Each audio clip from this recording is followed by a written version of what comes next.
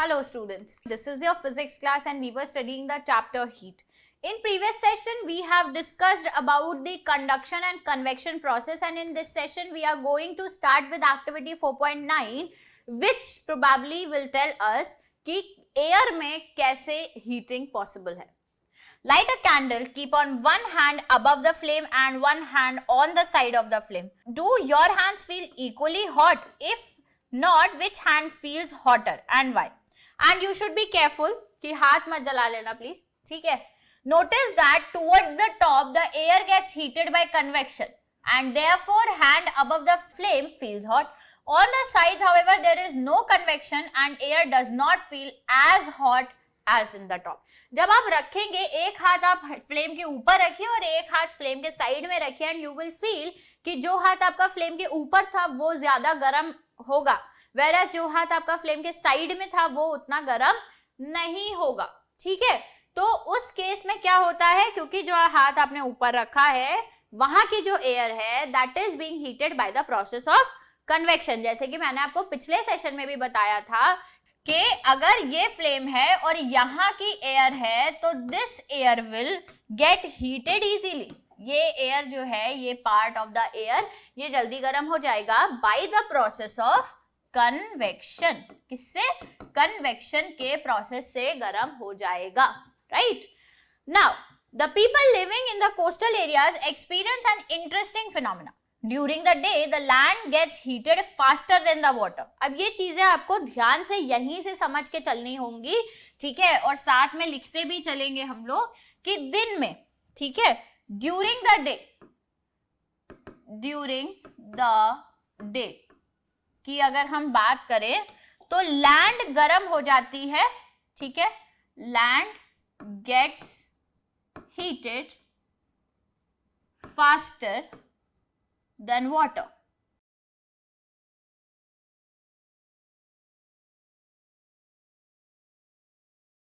The air above land becomes hotter and rises up. इस तरफ land है, ठीक है, इस तरफ वाटर है.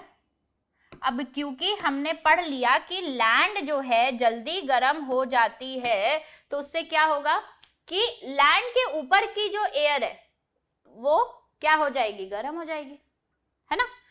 लैंड के ऊपर की एयर गर्म होने से क्या होगा? ये वाली एयर जो है ऊपर की तरफ उठेगी. भाई एयर गर्म होने से क्या होता है? एयर हल्की हो जाती है. हल्की होने की वजह से जो भी चीज हल्की होगी वो ऊपर की तरफ जाती है. ये वाली एयर ऊपर शिफ्ट हो जाएगी और उसके बाद क्या होगा? The warm air from land moves towards the sea and complete the cycle. ठीक, अब ये ऊपर शिफ्ट होगी तो यहाँ की जो ठंडी वाली एयर है वो कहाँ पे आ जाएगी? वो आ जाएगी लैंड पे, और लैंड की जो गर्म वाली एयर है वो चली जाएगी सी के पास. तो इस तरीके से जो है ये एक पूरी साइकिल चलती रहती है और इसको कहते हैं sea breeze. The air from the sea is called sea bridge.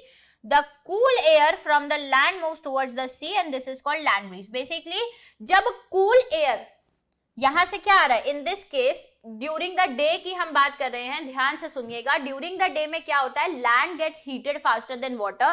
Land जो है, जमीन जो है वो ज्यादा गर्म है, तो गर्म हवा कहाँ जा रही है? सी के पास. सी की ठंडी हवा कहाँ आ रही है? जमीन के पास. तो जब सी से ठंडी हवा जमीन पर आती हो तो हम कहते हैं इसको सी ब्रीज. हम क्या कहते हैं इसे? Sea breeze. रात के समय में क्या होता है?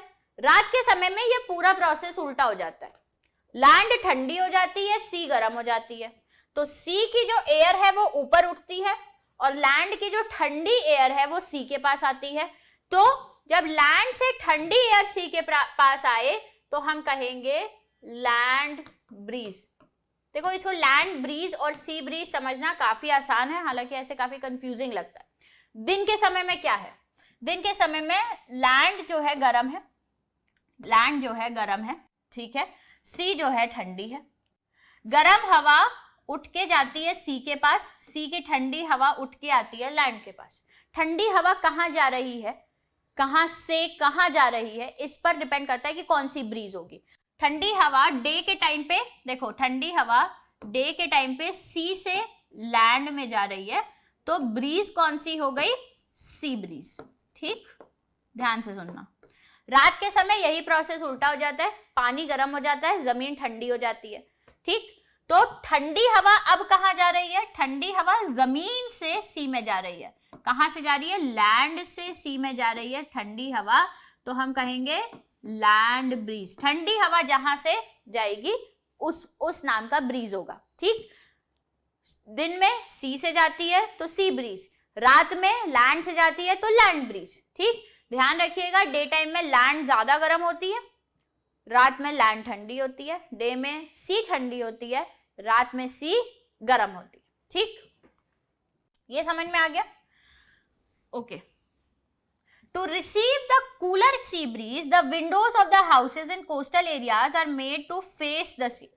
कोस्टल एरियाज में जब भी घर बने होते हैं, सी कॉर्नर पे बने अगर होते हैं, तो सी की तरफ जो है खिड़कियां होती हैं ताकि ठंडी हवा सी से घरों में आए। At night it is exactly reverse, the water cools down, water ठंडा हो जाता है और लैंड गर्म रहती है। तो कूल एयर अब लैंड से सी में जाती है, जैसे कि मैंने आपको बताया था। कूल एयर जो है वो लैंड से सी में जा रही है तो लैंड ब्रीज बन जाती है, तो इसको हम कहते हैं land breeze. When we come out in the sun we feel warm, जब हम आते हैं धूप में आते हैं, सर्दियों में धूप में आते हैं तो वो गर्मी बड़ी अच्छी लगती है। भाई गर्मियों में धूप में आते हैं तो एकदम बहुत ज्यादा ही गर्मी लगती है, अच्छी नहीं लगती। How does the heat from sun reach to us? अब हीट जो है सन से निकल के आ रही है, सन करोड़ों किलोमीटर दूर है, ठीक है, वहां से निकल के ये हीट हम तक कैसे पहुंचती है? It can not reach us bye conduction और कन्वेक्शन। अभी दो प्रोसेस पढ़े हमने, कंडक्शन और कन्वेक्शन, लेकिन कंडक्शन और कन्वेक्शन के थ्रू ये हीट हम तक नहीं पहुंचती है। And there is no medium such as air in most part of the space between the earth and the sun. और ये एयर, एटमॉस्फेयर, ये सब अर्थ के आसपास है, लेकिन सन से अर्थ की दूरी पे, अब देखो पहले ये भी समझो कि सन ये है, अर्थ यहां है, तो अर्थ का एटमॉस्फेयर जो है वो बस इतना सा है ना। और ये जो कन्वेक्शन भी होता है, अगर एयर में हम कन्वेक्शन की भी बात करें तो वो उसमें एयर का प्रेजेंस होना चाहिए। पर यहां से यहां तक की दूरी में, यहां से यहां तक की दूरी में कोई एयर, कोई एटमॉस्फेयर नहीं है। तो इतने पार्ट में तो कन्वेक्शन होने का मतलब ही नहीं है, क्योंकि कन्वेक्शन के लिए एयर या लिक्विड की जरूरत है, एयर या वाटर कह लो, या फ्लूइड की जरूरत है। अब इस बीच में तो फ्लूइड है ही नहीं, तो किस प्रोसेस से सन की हीट जो है अर्थ तक पहुंच रही है वो देखेंगे। ठीक है, from the sun the heat comes to us by another process that is known as radiation. कौन से प्रोसेस से पहुंचती है हमारे पास? हमारे पास पहुंचती है by the process of radiation. ठीक, the transfer of heat by radiation does not require any medium. ठीक, जब भी हीट का ट्रांसफर रेडिएशन से होता है कोई मीडियम रिक्वायर नहीं होता है। It can take place whether a medium is present और नॉट। रेडिएशन मीडियम प्रेजेंट होगा तो भी हो जाएगा, रेडिएशन मीडियम नहीं भी प्रेजेंट होगा तो भी हो जाएगा। When we sit in front of a room heater, we get heat by this process. ठीक है, जब हम रूम हीटर के पास बैठते हैं ना तो हमें रेडिएशन की वजह से हीट आती है, कन्वेक्शन की वजह से नहीं। A hot utensil kept away from the flame cools down as it transfer heat to the surroundings by radiation. और जब गर्म बर्तन धीरे धीरे ठंडा हो जाता है, ठीक है, क्यों? क्योंकि वो अपनी हीट को ट्रांसफर कर देता है अगल बगल की सराउंडिंग्स में, तो वो प्रोसेस भी क्या कहलाता है? Radiation. Our body too gives heat in the surroundings and receives heat by radiation. ठीक, हमारी बॉडी से जब हीट गिव ऑफ होती है या हम हीट एब्जॉर्ब करते हैं from the surrounding, that is also from the process of radiation. All hot bodies radiate heat. हर गर्म ऑब्जेक्ट जो है हीट रेडिएट करता है। When this heat falls on some object, a part of it is reflected, a part of it is absorbed, and a part of it may be transmitted. ठीक, कोई hot object है, वो दूसरा hot object के contact में आता है तो कुछ हीट रिफ्लेक्ट बैक हो जाती है, वापस चली जाती है, कुछ एब्जॉर्ब हो जाती है, कुछ आगे चली जाती है। देखो, एक ये ऑब्जेक्ट है, जस्ट लाइक दी लाइट, ठीक, light rays, just like this. ठीक, ये थर्ड ऑब्जेक्ट है कोई, यहां से हीट आ रही है तो कुछ हीट तो रिफ्लेक्ट बैक हो जाएगी, कुछ एब्जॉर्ब हो जाएगी, और कुछ ट्रांसमिट हो जाएगी अपने सराउंडिंग्स में। ठीक है, आई होप थोड़ा बहुत समझ में आ रहा होगा। All hot bodies radiate heat, ये पढ़ चुके हैं। The temperature of the object increases due to the absorbed part of the heat. ठीक, और जो टेम्परेचर बढ़ता है ना बॉडी का, वो क्यों बढ़ता है? क्योंकि जितनी हीट एब्जॉर्ब की है उसके हिसाब से टेम्परेचर बढ़ता है। अगर हीट एब्जॉर्ब ना हो, रिफ्लेक्ट हो जाए या ट्रांसमिट हो जाए तो टेम्परेचर नहीं बढ़ेगा। हीट एब्जॉर्प्शन की वजह से जो है टेम्परेचर बढ़ता है। Why are you advised to use umbrella when you go out in the sun? क्यों हम अम्ब्रेला का यूज एडवाइस करते हैं? क्योंकि ताकि हमारे जो बॉडी है वो हीट बहुत ज्यादा एब्जॉर्ब ना करे। So now we are going to study about kinds of clothes we wear in summer and winter. ये तो आपको पता ही है कि हम समर में अलग तरीके के क्लोथ्स और विंटर में अलग तरीके के क्लोथ्स पहनते हैं। You know that in summer we prefer light colored clothes and in winter we usually wear dark colored clothes. भाई वुलन और कॉटन क्लोथ्स का तो कॉन्सेप्ट सही है कि समर में हम कैसे क्लोथ्स पहनते हैं।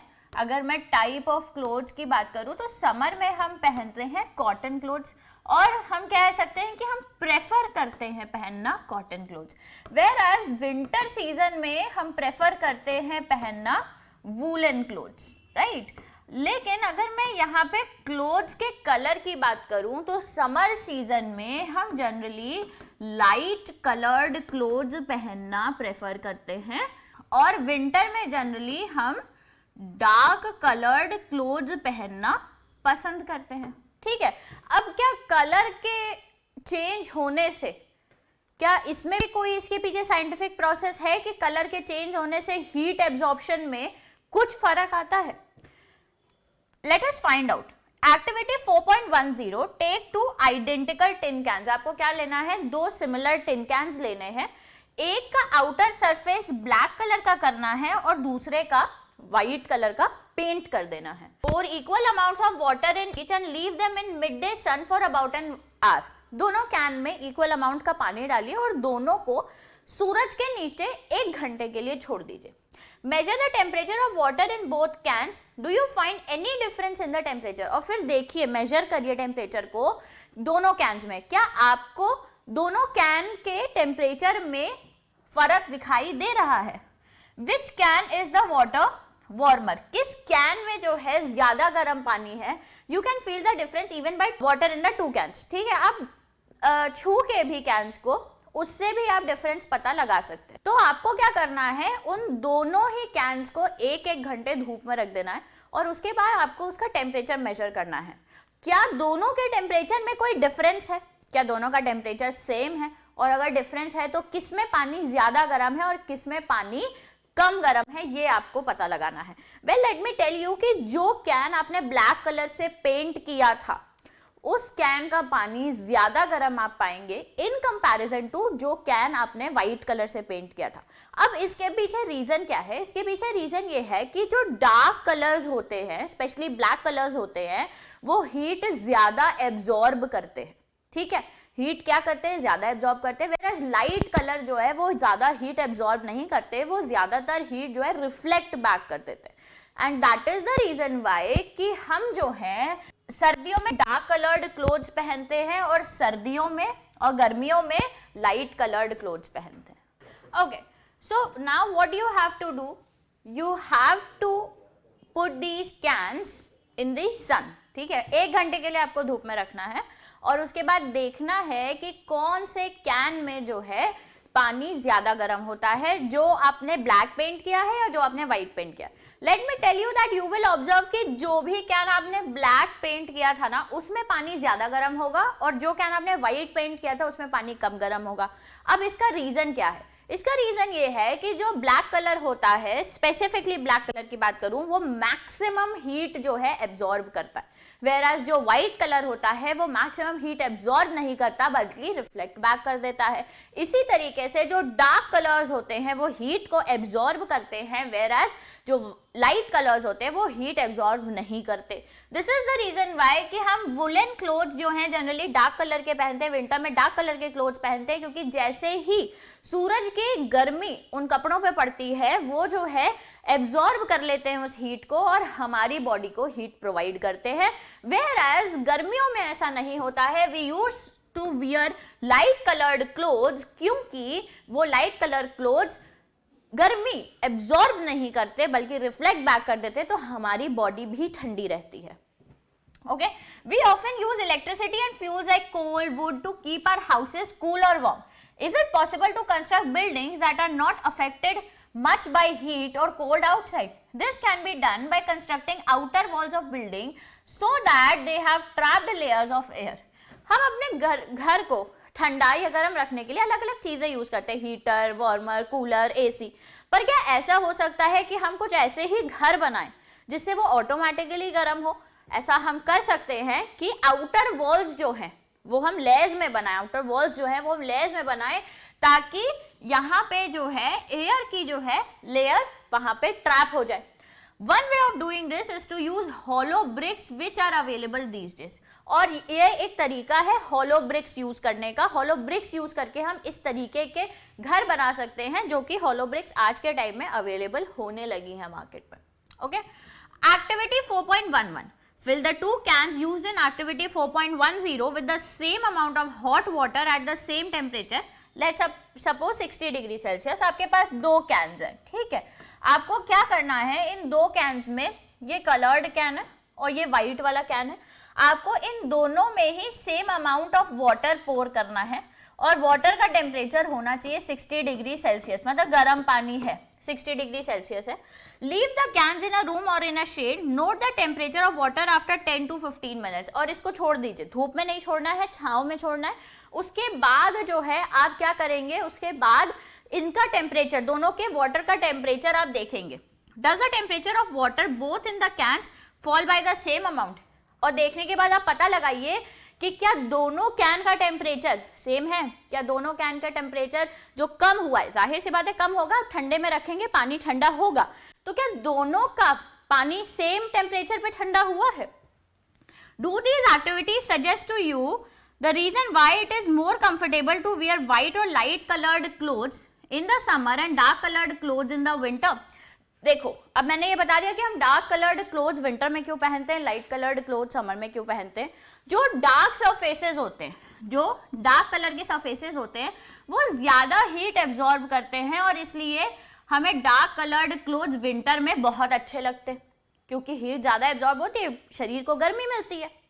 लाइट कलर्ड क्लोथ जो है वो हीट रिफ्लेक्ट कर देते हैं और इसलिए हम ज्यादा कंफर्टेबल फील करते हैं while wearing the light coloured clothes in the summer. Heat absorb नहीं होती, समर में क्या चाहिए, हमारी बॉडी को ठंडक चाहिए, हीट एब्जॉर्ब नहीं होगी तो बॉडी ठंडी रहेगी, ठीक है।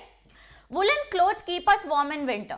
इन the winter we use woollen clothes. Wool is poor conductor of heat. Wool जो है हीट का पुअर कंडक्टर है, हीट इसके आसपास से ट्रैवल नहीं कर सकती। Moreover there is air trapped between the wool fibres. लेकिन होता क्या है, हवा जो है वो वूल के फाइबर्स के बीच में ट्रैप हो जाती है, जिससे कि हीट का फ्लो बॉडी से नहीं हो पाता है। भाई हीट जो है फ्लो करेगी थ्रू अ मीडियम, ठीक। अभी हमने पढ़ा था हीट जो है फ्लो करती है थ्रू अ मीडियम, या तो सॉलिड के मीडियम से फ्लो करेगी, या लिक्विड के मीडियम से फ्लो करेगी, या एयर के मीडियम से फ्लो करेगी। अब जो वूल के फाइबर्स होते हैं, इस तरीके से फाइबर्स बनते हैं, हमने already fibre to fabric class 6, 7, 8 सब में पढ़ा हुआ है। तो वूल के फाइबर्स में क्या होता है, एयर हो जाती है ट्रैप, बीच में एयर फंस जाती है। अब अगर हीट का आवागमन होगा या फिर हीट जो है बॉडी से बाहर जाएगी तो किसके थ्रू जाएगी, एयर के थ्रू जाएगी। अब ये एयर तो पास हो ही नहीं पा रही है, because air is being trapped in the clothes, ठीक है। वूल के जो फाइबर है उसमें एयर फंस गई है। अब अगर हमारी बॉडी से बाहर सराउंडिंग में हीट जाएगी तो एयर के थ्रू जाएगी। अब एयर तो जा नहीं रही है तो हीट भी नहीं जाएगी, है ना। अब सपोज करिए कि आपको ए पॉइंट से बी पॉइंट पर जाना है by the car, by car. Car के बिना आप नहीं जा सकते और कार आपकी खराब हो गई, कार चल ही नहीं रही है, कार का टायर पंचर हो गया, तो क्या आप ए पॉइंट से बी पॉइंट तक जा पाएंगे? बिल्कुल नहीं जा पाएंगे। ठीक उसी तरीके से हीट हमारी बॉडी से बाहर कैसे जाएगी, by the process of air या with the help of air, ठीक। एयर की हेल्प से जाएगी और एयर तो फंस गई है कपड़े के अंदर, तो जब एयर ही नहीं निकल रही तो हीट भी बाहर नहीं जाएगी, उससे क्या होता है, वुलन कपड़े पहनने से हमको गर्मी का एहसास होता है। ठीक, suppose you are given the choice in winter of using either one thick blanket और two thin blankets joined together. ठीक, अब आपको दो ऑप्शन दिए गए, या तो एक मोटा सा कंबल ओढ़ लो एक, और या फिर दो पतले पतले कंबल ओढ़ो। तुम क्या वो करोगे? Remember that there would be a layer of air between the blankets, तो तुम क्या चूज करोगे? तुम्हें हमेशा दो पतले पतले ब्लैंकेट्स चूज करने चाहिए। क्यों? क्योंकि दो ब्लैंकेट्स के बीच में एयर की लेयर बन जाती है जो ट्रैप हो जाती है, और एयर बाहर नहीं निकलेगी तो आपको ठंडी का एहसास भी नहीं होगा। सो इट इज बेटर कि आप कोई मोटा सा स्वेटर पहने, उससे बेटर है कि आप दो पतले पतले स्वेटर्स पहने। ठीक है, और इसी तरीके से same goes with blanket. Okay, so I hope आपको ये कॉन्सेप्ट समझ में आया होगा कि कैसे जो है एक डार्क कलर्ड क्लोथ ज्यादा हीट एब्जॉर्ब करता है और वुलन क्लोथ हमको कैसे वार्म रखते हैं। ठीक है, so that is all for today's chapter. In the next session, we are going to discuss this NCERT solution of this chapter. So, do revise all this. Take care of yourself. Bye-bye.